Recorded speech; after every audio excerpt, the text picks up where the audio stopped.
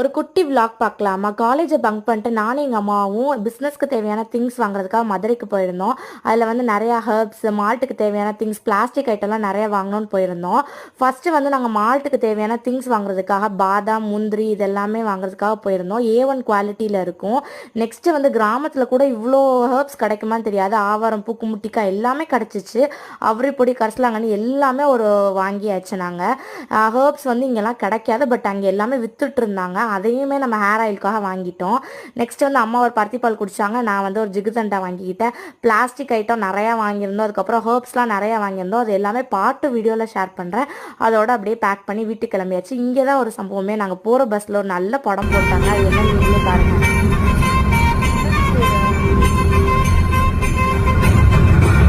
பார்த்து வீடியோவில் பார்க்கலாம்.